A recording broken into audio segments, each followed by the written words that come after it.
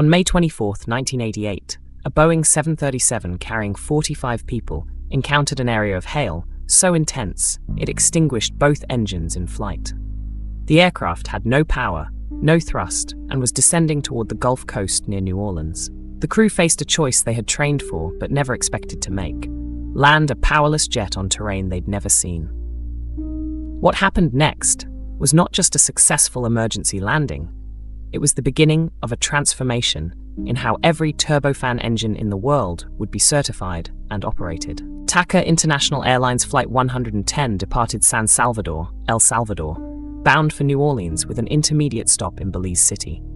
The aircraft was brand new and routine. The crew, led by Captain Carlos Dardano, a 29-year-old pilot who had flown through conflict and lost an eye to gunfire in his homeland, had navigated the route many times. As the jet climbed toward cruise altitude, the flight deck radar showed what every pilot dreads: extensive thunderstorm activity directly ahead. The crew did what training demands. They plotted a course between the heaviest cells, threading the needle on the weather display. By 30,000 feet, the aircraft had plunged into thick cloud. The crew activated the continuous ignition switches and turned on the anti-ice systems, standard procedure to protect the engines from heavy rain and icing. The jet descended on schedule through 20,000, then 15,000 feet. At 16,500 feet, something no radar could warn them about struck both engines simultaneously. The aircraft had flown directly into an area of intense rainfall, followed by 30 seconds of heavy hail. The storm's liquid water content was estimated at 25 to 30 grams per cubic meter, equivalent to nearly 30 inches of rain per hour. Both CFM56 turbofan engines flamed out. The fire went out. What had happened was simple in physics, but catastrophic in consequence. The engines were operating at low power for descent, their internal heat minimal. Heavy rain and hail simply doused the combustion. The flight deck fell silent.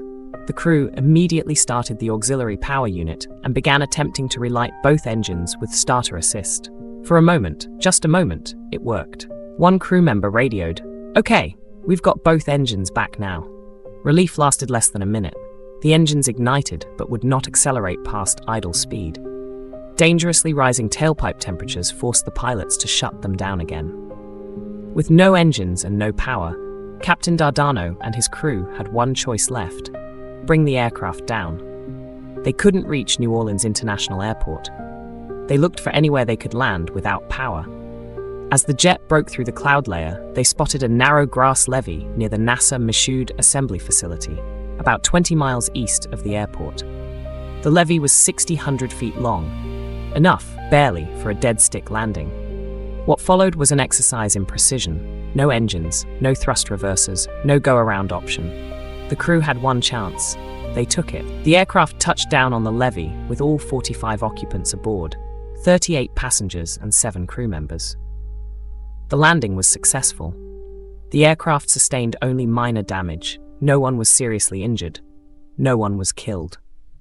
When you land a jet with both engines dead, on terrain you've never seen, with no emergency services standing by, and everyone walks away, the accident investigation that follows is not investigating a disaster. It's investigating a miracle. Yet what the National Transportation Safety Board discovered in the wreckage and in their analysis would prove far more consequential than the landing itself. The NTSB opened its investigation the day after the incident. They examined the aircraft, removed the engines, and sent them to CFM International for specialized testing. They studied the cockpit voice recorder and flight data recorder. They analyzed the storm structure and the precipitation rates. What they found was stark. The CFM56 engines had been certified to meet FAA water ingestion standards, with testing demonstrating a 400% safety margin. But the testing method itself was flawed. The tests used low aircraft speed and high engine power settings, which actually shielded the engine core, centrifuging water away from the combustor.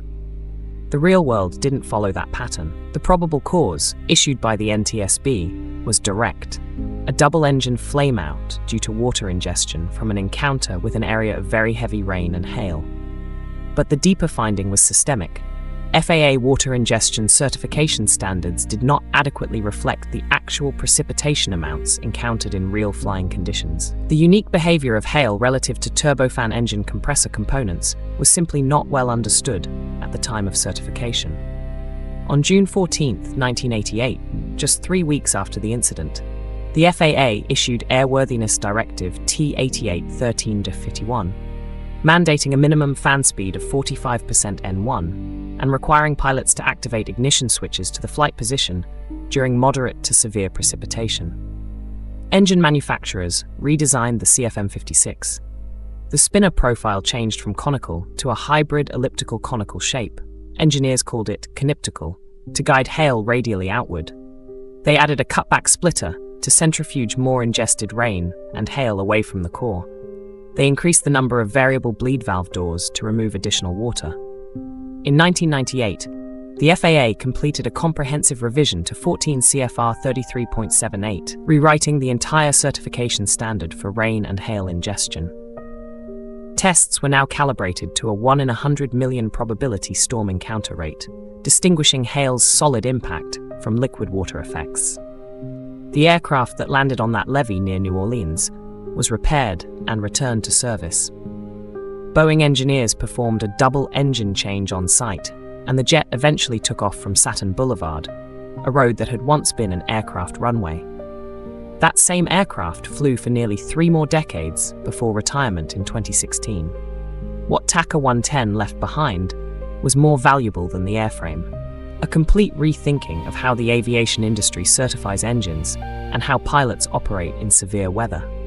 A moment of perfect decision-making under catastrophic circumstances became the catalyst for systemic change that affected every turbofan engine in the global fleet. That's how safety is actually built.